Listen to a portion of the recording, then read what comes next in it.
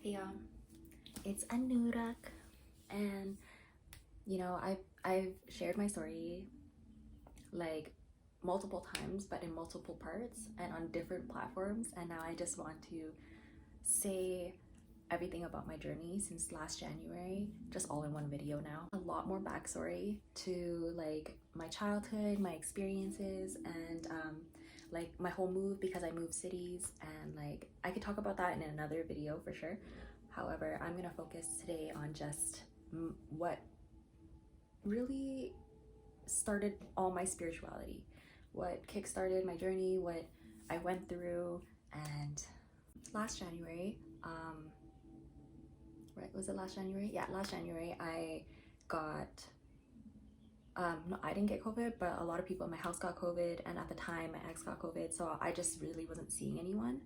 And I kind of just took that time to just, I was kind of forced to be isolated basically, because I was like, oh, everyone got COVID, okay. And then because I lived in like a student house with 7 other girls, it was kind of inevitable. At one point we were gonna all get COVID, and we all got COVID at one point. So between like January and February was the first time I actually was just isolated, just completely in my own thoughts, not distracted by people, not distracted by work, nothing like that, because I was just a person who just wanted to be around people all the time, wanted to work all the time. So having this isolation was just, it was new. It was new for me. And yeah, during this time, I went into probably one of my first times going into introspection mode after my move. I really realized a lot of things just about myself solely. Like I was like, at the time I weighed 160 pounds, and my finances, like I wasn't budgeting because I also have, really brief, but I used to have a bad relationship with money just because I never learned about money, and like I didn't have good influences about it, so I just never really learned. Financial literacy was not a thing for me. And yep. So during that isolation time, I was like, I'm gonna work on myself. I'm gonna change my life into a better, healthier lifestyle, and I'm gonna learn how to budget. That's all I focused on between February and things. And before that, like when it came to working out, I like always have been at the gyms and stuff since I was 18, but I've never kept consistent. And the reason why was because every time I went into the gym, thinking like, I need to lose weight. So every time it was just so pressuring. This time I was like, because I know that way does not work for me. Instead, I was like, I'm gonna change my lifestyle completely. So even like the first little bit between January, February, March, all I did was play Just Dance in my room and go on walks. That's literally all I did, because I just didn't have energy for anything else, and I didn't want to do anything else. So I was like, well, if this is what I like doing and it's gonna help me a little bit. During this time of focusing on myself, I started realizing the relationships I had in my life. During that time in February, I had like friends, but I knew there wasn't a really good foundation, because every time I hung out with them, I didn't feel like myself. So during this time, I was just like, I'm gonna pull my energy back and see if they even reach out to me. See if anyone even talks to me. I'm gonna just pull my energy back in general and see what happens. Almost guaranteed, other than the people I lived with and maybe 1-2 other friends, everyone didn't talk to me for like those couple months.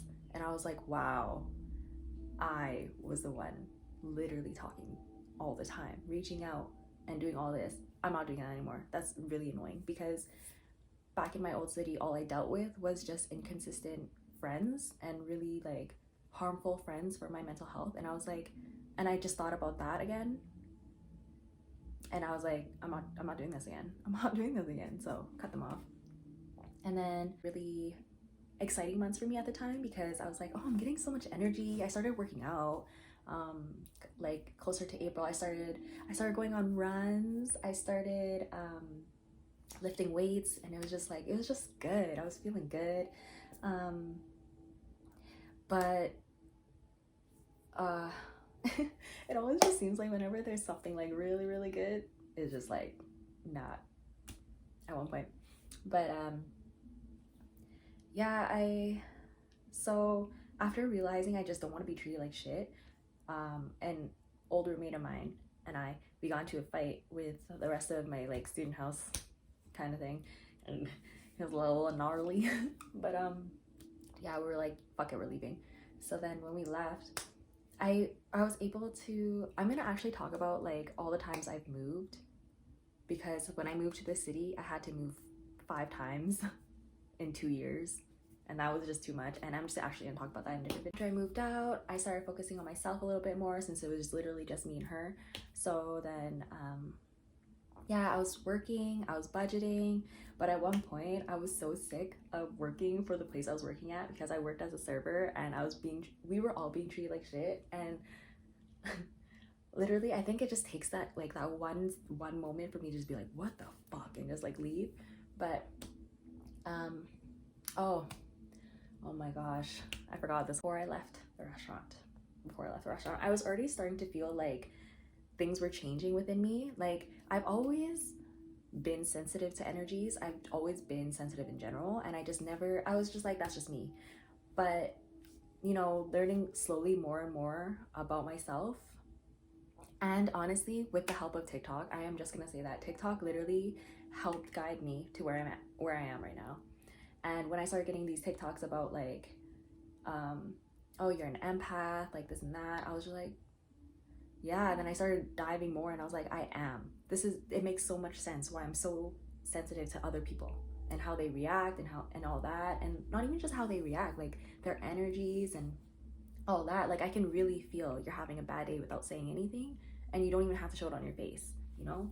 So it became a lot, because when I started noticing my power, I started really feeling things even more, and it started becoming intolerable to a lot of things. And it was hard to actually even be around like some of my friends at that time that were around me. And then yeah, and then July happened. Literally what happens with people who have a spiritual journey and everything is that they really go through like their life stuff, like things happen in their life, but then a death happens, and that deaths are unfortunately meant to happen for everyone, for you to kind of learn from it. Death is a learning experience in itself every time. And you know, I was really excited to celebrate my birthday that year, because I was like, oh, you know, it's my champagne year, I'm turning 25 on the 25th, it's gonna be great. A week before, I'm gonna let myself cry, because this deciding to do this was actually really hard for me. So I'm just gonna let myself cry and just say it, because I really do need to say it. Clearly it's really hard for me. But so a week before my birthday, I found my mom called me, and she lives in BC, and I used to live in Calgary, and now I live in Ontario. So she called me, and then she's like, your grandpa had a stroke. And I was just like, fuck, I gotta go there, because like my grandpa oh my god, my grandpa was the only one in my family who ever showed me unconditional love, yeah, anyways, he was just the person in my life, you know, especially when it came to family. So hearing that honestly broke me, because I called him 2 days before that to tell him I booked a flight to go back to Calgary in September. And I did. As soon as I booked it, I called, and yeah. And then, but I kept that flight, and then I just bought another one to go 2 days after my birthday after, and then I went back home. And going back home, I think that's what like changed everything for me, because I didn't realize how traumatized I was leaving Calgary. Like, I knew I needed to make a change in my life, but that's all I kept saying. I was like, I feel stuck, nothing's happening, like I need to make a big change. I was super depressed also in Calgary, like probably for a good 5 years and stuff. So I was like, I need to make a change now or else this is it for me. So then anyways, it was my first time seeing all my family all together in a very long time before the move, because my mom like lives in Vancouver, like I said. So to see us all together was crazy for me, because as soon as I landed and as soon as like everyone kept putting responsibility on me already, and I was literally like, I just got here. And like, so I'm the oldest of 7 kids, and ever since I can freaking remember, I've already had to take care of like my siblings, my younger cousins, everything like that. And I had an inconsistent upbringing, and I'm just gonna talk about like my family stuff like in another video, but basically like going back to that was a lot, because I was just like, oh my god, this is exactly what fucked me up.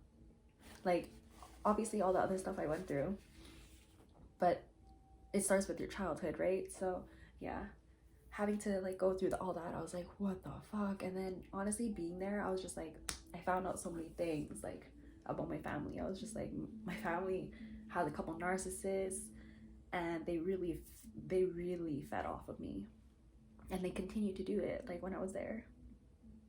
And it was so much like, and I had to be baked like all day to tolerate being around everyone. I was just like, man, like I just all I wanted to come here for was my grandpa, and I had to deal with like everyone like emotional dumping on me, because no one in my family knows how to regulate their own emotions.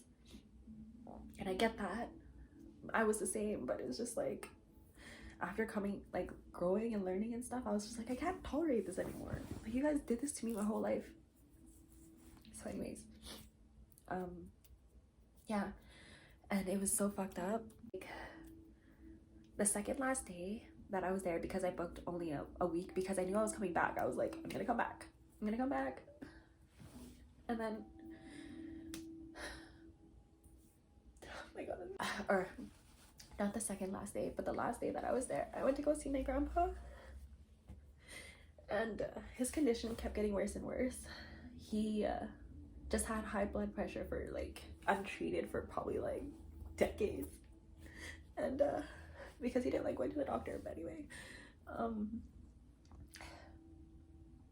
yeah, the last day that I was there, I heard his voice in my head tell me, prepare.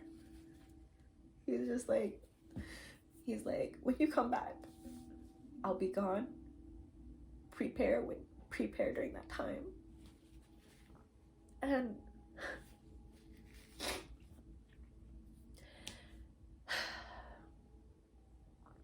yeah,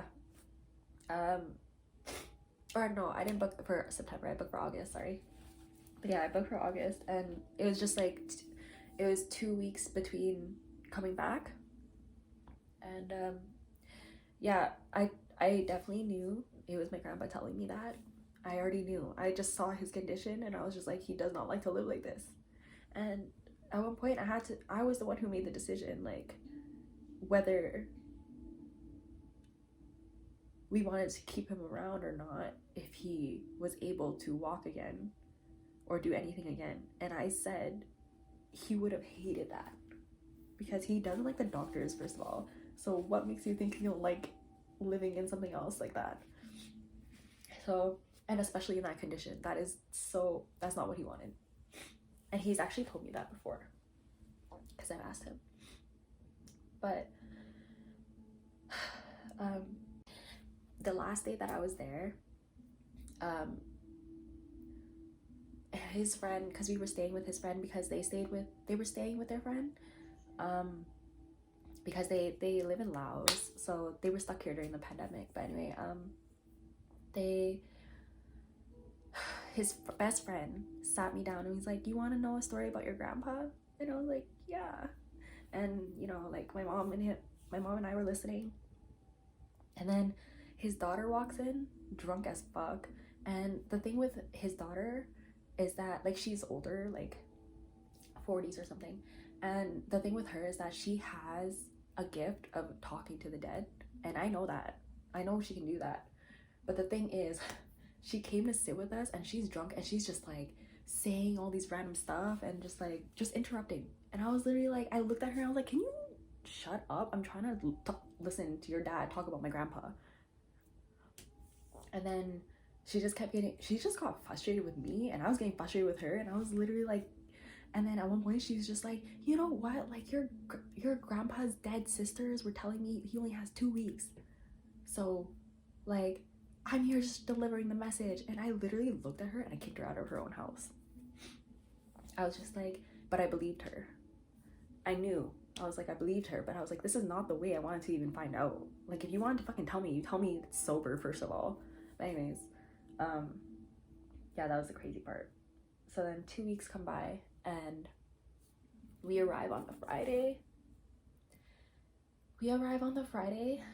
I went to go see him right away. Went home.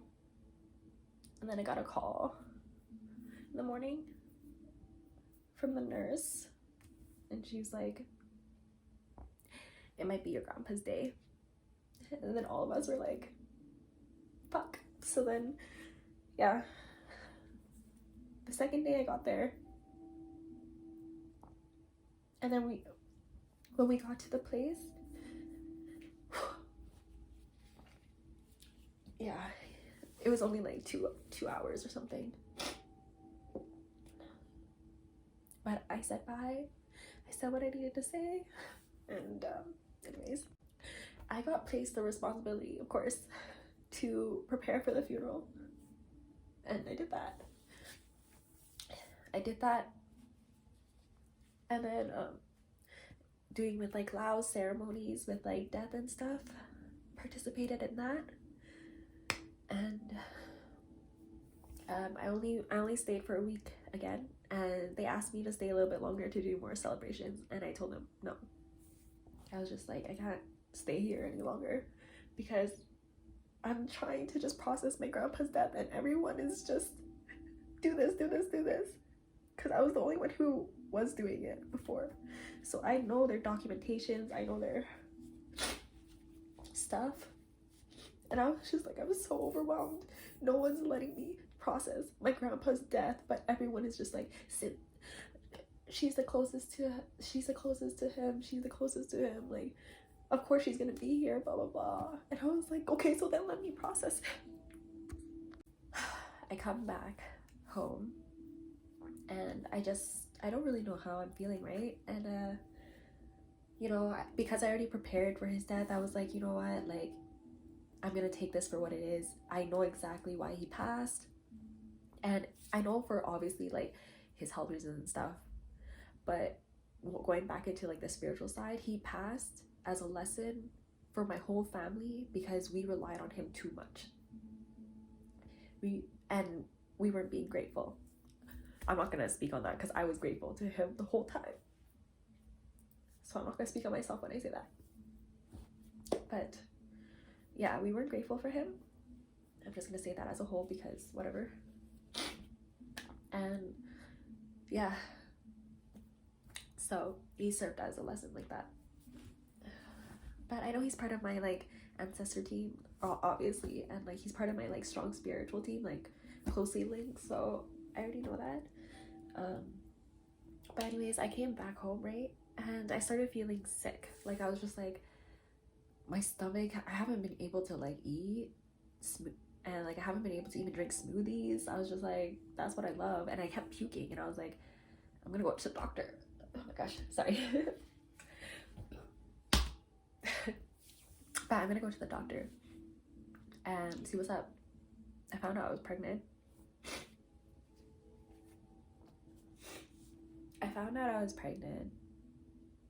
7 weeks, and that makes it around the time of my birthday. Like around the time of finding that thing out.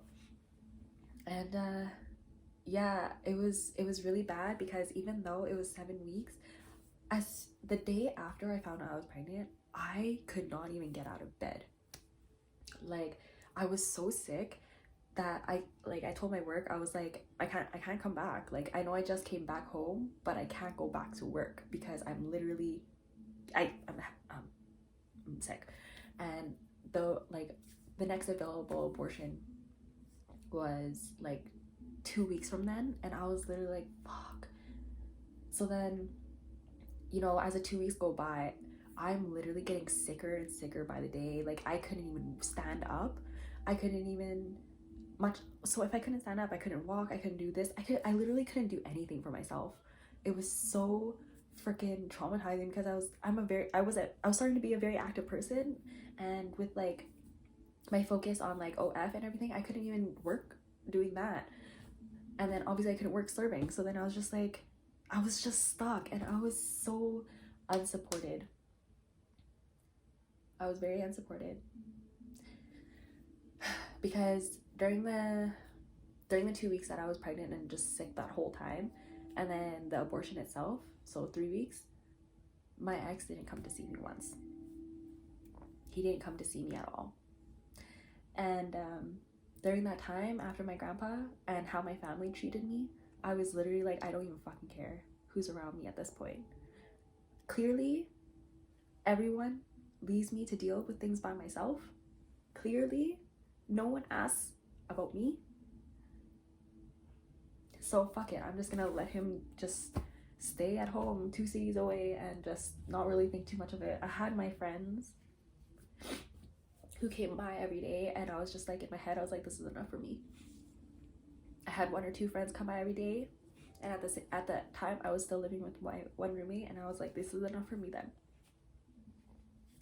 But it was really hard because at one point, like people started making jokes about it, like my friends, like being like, oh, like double homicide, abortion your grandpa. I'm like, you think that's fucking funny?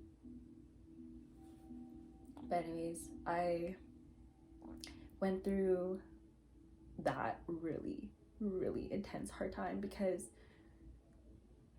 all of August was literally like loss and then another loss. And it's not like I wanted to keep the baby. I'm just gonna say this right now. I didn't want to keep it because, first of all, I'm really not financially set even for like myself at the time. And I already knew I wasn't gonna get mutual parental support. And yeah, I just didn't want it at the time, that's fair. And this is another reason why I'm bringing it up, just considering like the state of everything right now. But get into that more later. But yeah, I dealt with so much in August that when it came to September, I just kind of was like, fuck everything.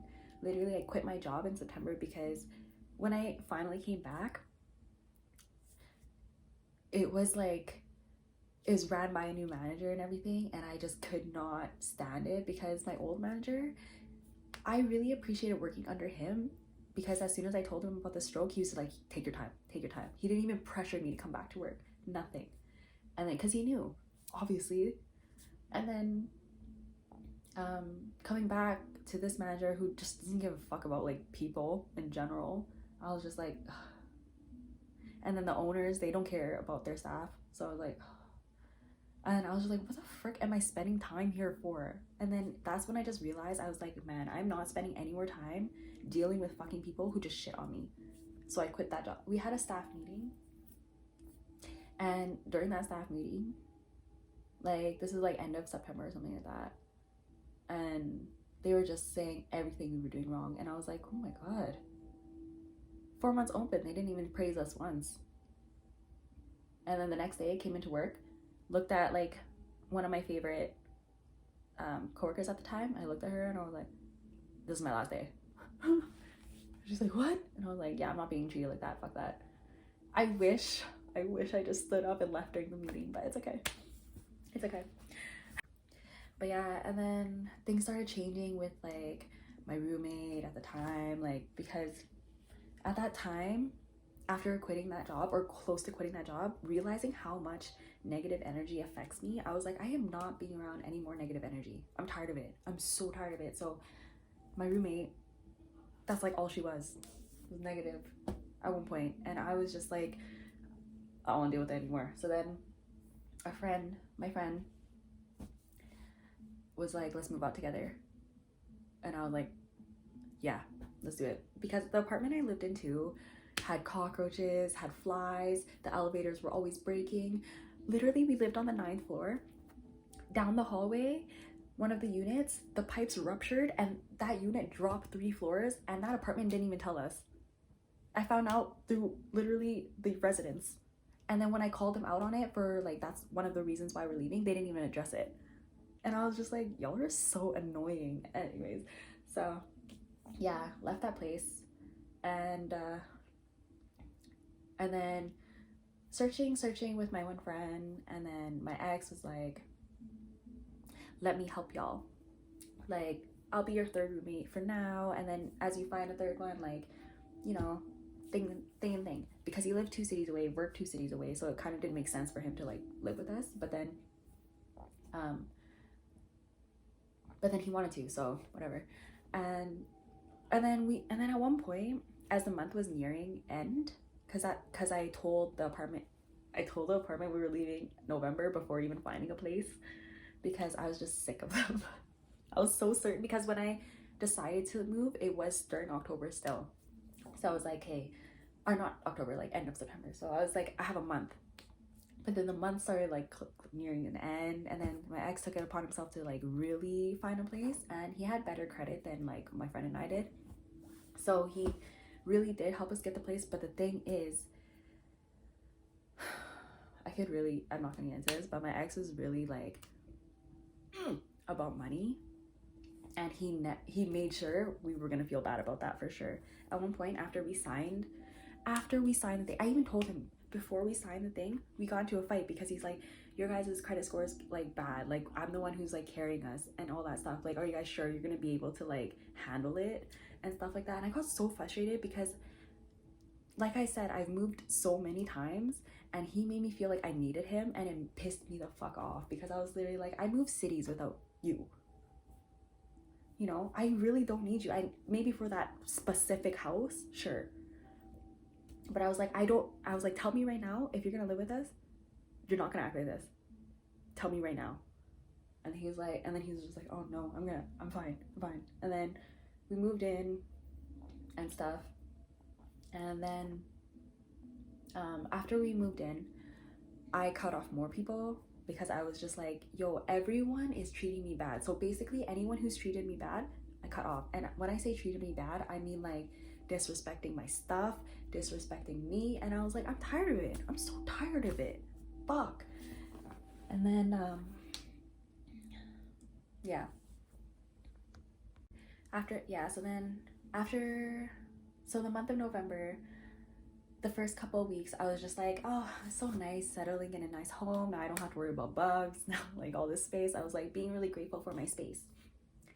But then the relationship between my ex and I got worse when we moved in together. Like, he came home every day just being super ungrateful for me, for the relationship, for even the house, for the circumstance. He's just not grateful for anything. And it was starting to drive me nuts, because I was literally like, man, were you like this the whole time and I just didn't see it?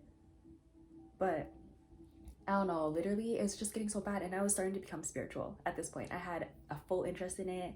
I started learning about my tarot deck, and I was like telling him about it, and he just made me feel so fucking crazy, and just like he's just not interested. And I literally was like, man, I'm really noticing like we are not compatible, because I have a full interest in this and you just make fun of it.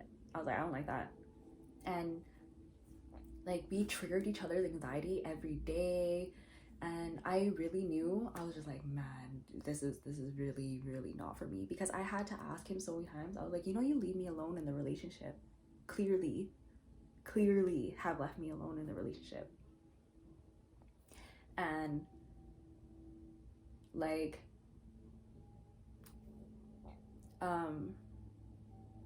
yeah, so I was just like, you're gonna do it again, but now you're physically with me? And he just kept being like, I have so much going on. I was like,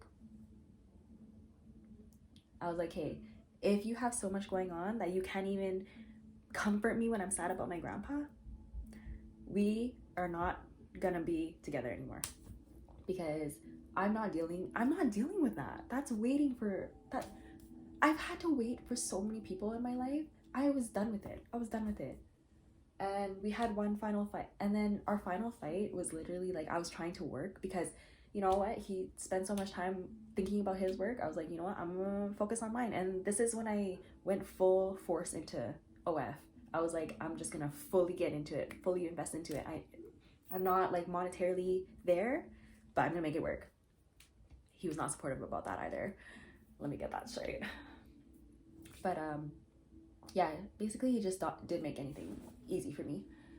But yeah, that night I was literally like working, and he got annoyed. He's like, you're always working. And I was like, I left the house and I literally was like, I am so done with this. I'm so done with this. Everything's always on his terms. Everything's blah, blah, blah. Like, I am so overshadowed. I don't even, when I get anxious, he gets anxious. I can't even be anxious in a safe space. I was like, no, not anymore. We broke up that night. And that was like, we moved in November, broke up end of November. And during that time for me, I really, really needed love. I really wanted love. I was like, I'm so deprived. So then my friend at the time was my best friend at the time. And I feel like what happened with that was that I became codependent on him, in terms of like relying on him to try to like help me feel better and be there for me and stuff. And at first, you know, and this is what breaks my heart. This is seriously what breaks my heart. Before I decided to move in with him, he literally, and I was already having a hard time opening up anymore, especially after my grandpa. I was literally like, fuck everyone kind of thing. So he literally sat me down, grabbed me, and was like, let me be there for you. I really want to be there for you. You need someone there for you. And I literally was like, I've never had someone fight for me like that. So of course, I'll open my heart more to you. After my breakup, no, during November, he was there for me. He was there for me during like all the fights, all the like anxious times I had at the house. So he was there during November, and we were doing stuff together. We were working out together. We were making like food, just doing cute things together as like best friends, you know. And then at one point, he left me too. Like he stopped listening to the things I had to say. Anything I had to say, he like just talked over it. And so my voice was just shut from him. And anytime I wanted to vent anything, he wasn't present. He always had his phone in his hand. He was always distracted. He never made the time for me anymore in December. And I was like, fuck, all I needed was just someone to talk to. And, you know, it really sucked. So I started just like slowly like separating us, like in terms of like how much I was putting into the friendship. And then I started noticing more and more about how he was taking advantage of me too, like in terms of like my time and like effort and just space. And I was just like, man. And then it just became on and off between us for the next couple months. But yeah, we're not anymore because I've had multiple conversations with him being like, you leave me alone. I'm trying to talk to you. I'm trying to freaking clear my heart space. I'm not even asking you to help me with that solution. I just need an ear. And I've had that conversation with him multiple times, and I was like, you know what? That's all I asked for in a friendship, and you seriously can't give that. There's nothing left for us. So then, yeah, and it was just getting bad too because he stopped being supportive too. Like come January, I was getting like, things were happening for me. Like, I partnered with something, and like I got an interview with this one thing that I just don't want to mention yet because it's gonna be a surprise later. But yeah, I told him about it. No support. Didn't even like ask me about it. And then my friend came. Like, I had a meeting with this app person, and I was so excited about it. And he's just like, oh, what was that meeting for? And I told him, and with excitement, and he didn't even say anything. He didn't even say anything. And then my friend came over that same night, and I told her about it. And she's like, oh my God, I'm so excited for you. And then he chimed in and was just like, oh yeah, what's this and that? And I was like, red flag. But then, yeah, so I was just like, man, I need genuine people in my life. I was over it. So then I cut. After realizing that, I got into a really, really like low point, because January, February, March, my finances were declining heavy, like really bad, because like I didn't really have a good savings foundation before. And then after like trying to do OF full time, it was just it was a struggle. And instead of any kind of support from them, they were literally like, so when are you getting a job? So when are you doing this? Even though they knew I couldn't even be around that much people, they even saw it. They saw everything, and they were just like, so when are you getting a job? Like, you're not making anything. Like, this and that. So it was just no support. So I never told. So then after that, I never told anyone anything about what's going on with me. Like, I just didn't want to hear anyone else be like, you can't do it. It's not going to work out for you. I didn't want to hear it. So I never told anyone anything. And everyone in my life was still so stuck in like the 3D thinking of like, no, you have to get a job. It just doesn't make sense. So I actually just didn't feel like I had any support at all. So then all of March, I was really declining then. I was like, man, I'm trying so hard to stay strong. I'm trying so hard to just focus on like my goal, where I'm going, and all that stuff. Just focus on me. But it's so hard with no support, and all these external like things are like happening. Like, I'm getting calls, and I'm getting like this and that. I'm getting scared, but I can't bring myself to go to work. And literally every time I was just like, should I just go back to work? All I kept thinking about was that I just wanted to like quit and end everything. Because like I said, I was very depressed in Calgary. I know what it was like when I started to feel that again. And all of March, I started to feel that again. And I was like, fuck, I'm getting really scared. Because I'm done like being overlooked. I'm done being bullied. I'm done being hurt. I'm done all that. But I can't see a way out of this yet. Like, it became to a point where I didn't want to like even split anything with them. So I was like, you know what, for groceries, like, you guys just take care of yourself, I'll take care of mine. But because I was in a decline, I couldn't even pay for groceries. The only thing I like had going for me was just the gym, because of my membership. And it was the only thing keeping me sane. But I would go to the gym almost every day and not eat. Like, because I had so much anxiety that the gym would help with that. But then, and then sometimes I would just take like pre-workout just to not feel hungry. And it was so bad because this is not why I look like this, but like, it's at one point I even started losing even more weight during March, losing like my hair again and stuff, because I wasn't eating. And I was just like, I just don't know who to talk to, because I already felt so alone. January and February felt so alone and isolated that I was like, I'm not gonna reach out to anyone, because who's around who's even asking me how I am, you know? So yeah,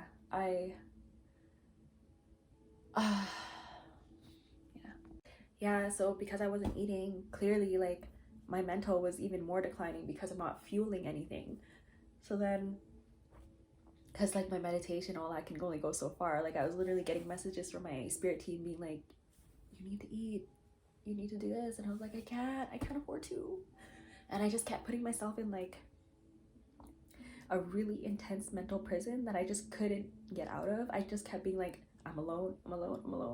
Everyone's leaving me to deal with everything on my own, as I have my whole fucking life. This is all I'm used to, but I don't know how to go on past this now. And it was scary, because in April, at one point, I, like I even told my landlord, I called him and I was just like telling him about all this, and you know what he did? He gave us eviction warning notices because I couldn't pay the rent on time. He gave us eviction warning notices instead. He's like, I really feel for you. I'm so sorry to hear that, but I'm gonna have to do this. I have to do this with the bank, like, or else.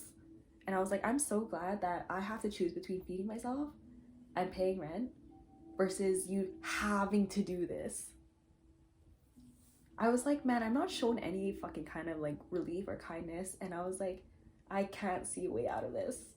I can't, because the bank was calling me too, and they were like, you're this close to having your accounts closed. And yeah, it was literally like, it was a fucking hard time for me.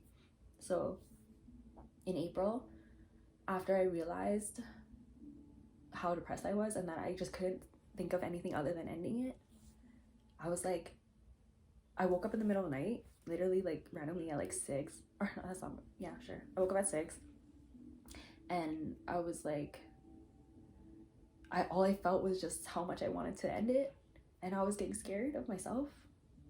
So I went on Instagram and TikTok and I shared my struggle. I was literally like, guys, I'm about to give up. I can't see a way out of this. I can't be in the fucking societal 9-to-5 shit. I can't do it. And then I was like, but if I can't do it and I can't make this work for myself, there's nothing I want to do right now. And yeah, so it became a very depressing time. And when I woke up from that time, because I just like smoked and made myself sleep a little bit more, because I was just like, these thoughts are very overwhelming, let yourself sleep a little bit more. I woke up and I just felt fucking empty, and I was like, oh shit, this is the scary part. And then I was like, fuck it, I have to talk to my roommates. And I haven't, and before this I stopped talking to them for probably like a month. And then yeah, I like went into their room and I brought them both in there, and I was like, you guys, I really want to end everything right now. And then like I was sharing this and that, and then they were like, why didn't you say anything? And I was like, to you guys who I've literally told multiple times how things are for me, how like I'm hurting, that this is hard. I've told you guys, and you guys, oh my god, it was just so frustrating, because with them, this is why I will never be around people who are not like-minded. I'm just gonna say that, because literally, what's it called? One sec. And like, it was just so annoying because my ex literally like emotionally and verbally abuses me, like when he drinks, and that's just like after we broke up too. And like having to deal with that, and then my friend being so inconsistent and everything, and I was just like, there's no point in even talking to you, you're not going to hear anything. So like I was like, where was the chance for me to explain anything to you guys without judgment? Because every time I said anything, judgment. So you want me to talk to you for what? And then what even sucked even more was that they were both like, yeah, we noticed you've been crying in your room for weeks, like we noticed that you weren't eating. Two very important people in my life at one point literally watched me suffer. For what? Just to prove that I can't make this work. It was so fucking annoying to hear that, to be honest. I literally was just like, even though we are in this state right now, if I noticed that you were in your room like that for a week, not eating, losing weight, I would have fucking said something. I would even let it go a week. I would probably let you do that for 2 days, because I'm like, okay, 2 days is like you're processing. Third day, I wouldn't even let that happen. So I'm like, that's really shitty, that I feel like I put so much into our relationship at the time, and you guys could not even show me any kind of kindness during this. None. After that experience, I was literally like, I'm never letting myself be treated like this ever again with anyone. anyone. Like, I take care of myself so well, so well. So if you're not in my life to try to add to it, you just want to take, you're out of here. You're out of here. So, because I know I can add to your life, I'm confident in saying that. So, you can't do the same, don't be mine. But yeah, it was just so annoying because, and then after that, I was sitting at the desk and they were starting to say supportive stuff, and I was like, you know what? Okay. That day, I took shrooms. I took shrooms and I went on a walk, and I literally was like, I did it to myself. Like, I burnt myself out, and I convinced myself that no one was around. Like, even though the current people in my life weren't what I needed or anything, I still had support online. And you know what? The support I had online saved my life. Like, it really did. So, very grateful to have, like, you know, social media being the blessing and curse, but in that case it was such an amazing blessing, and I was so grateful to, like, receive help and receive kind words, receive support. It was so amazing, and it really just showed me even more that I deserve everything that I want, because I put myself in that vibration, first of all, and second of all, I have a fucking pure heart. So if anyone, like, anything is just, most of the times I just made myself get hurt because of how naive I was, because, like, I always like to try to see the good in everything, no matter what, and it gets me in trouble for sure, but at least, like, I tried, and at least I looked at it with a positive mindset first. And, you know, through all my life experiences, I still want to live this way. This is my favorite way, because you never know until you know. And, you know, with these lessons, like, I'm really grateful that they taught me how to get out of codependency, like these two. They helped me get out of it. So I know not to rely on anyone like that. Yeah, because you shouldn't. Honestly, you shouldn't, because that gives your power away. The more you rely on other people, you actually give your power away every time. And after coming into my own, I was like, this is magnificent. I'm not letting anyone disturb my peace anymore. I'm not letting anyone treat me like this anymore. I've literally gone through some of the worst times alone. So, yeah. And I forgot to even mention, like, and it's just coming up now, but, like, with the abortion, I did want to mention this. The pregnancy itself, those 2 weeks of just, like, sickness was crazy, but the abortion, I took the abortion pill in my apartment, and I was alone. I was alone because my roommate was at work, which is fine. Like, she did offer to stay, but I was just already in that mood where I was just like, I just don't want anyone to worry about me. So I just had the abortion alone. I didn't even call anyone. And at one point, the abortion was so painful.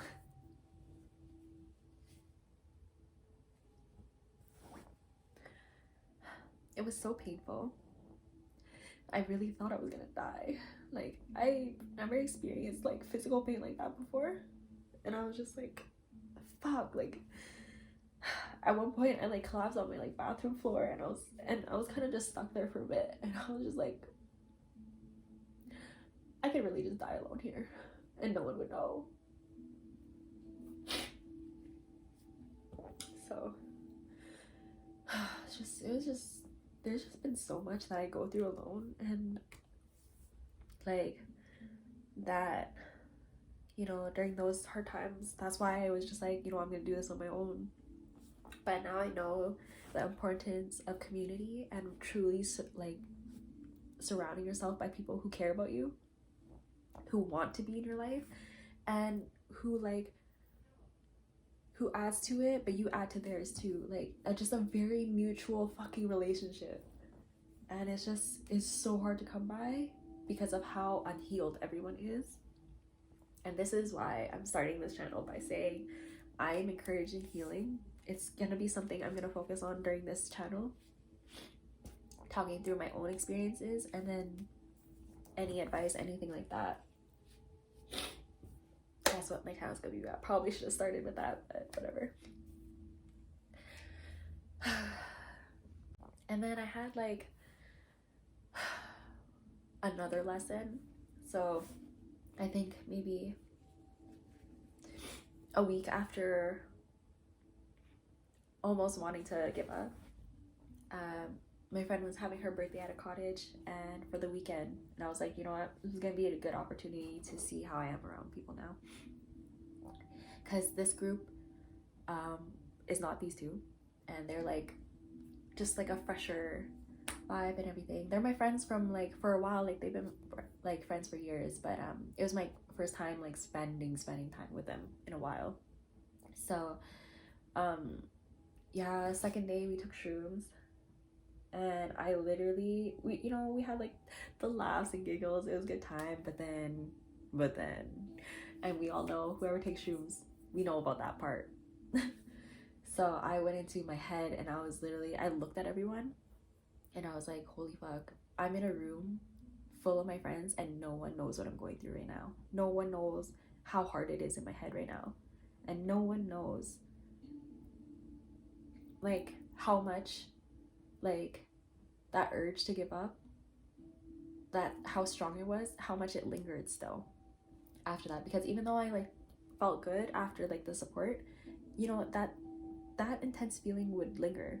So it definitely did for me, and I didn't notice, but I noticed it after taking shrooms. But yeah, I looked at everyone and I was like, y'all, I need to talk to you guys right now. And then I basically told them, I was just like telling them about everything I've been through, everything I'm going through, like, and I know that I was gonna feel misunderstood at the end of the day, because they're interested in spirituality, but they're not where I'm at. And where I'm at is complete like acceptance and knowing of what's happening with the subconscious more, like being an empath, and I'm psychic, so I have like psychic gifts and like all these things, and I felt so misunderstood because no one knows about that. No one knows how to like accept that, because this is new, it's new for me too. But the thing is, I completely accepted it because it's working. I know I'm psychic, but anyways, I just it was so hard to explain, but I was just like, I don't want, because I also kept saying that, I was like, no one's gonna understand me because of where I'm at in my life right now spiritually, unless you're my soul tribe. So that made me stop mentioning other things too, because when I was mentioning it to like my friend and ex, like because of how they made me feel about it, I didn't want to talk about it much. So then slowly I started having more friends be like really being there for me and stuff, and I'm so appreciative of them, the ones that are really trying. And I'm just like, there's like that part of me that gets scared, because I'm just like, I really want to just wholeheartedly let people in again, but I'm scared. But I'm working on it, and I have been.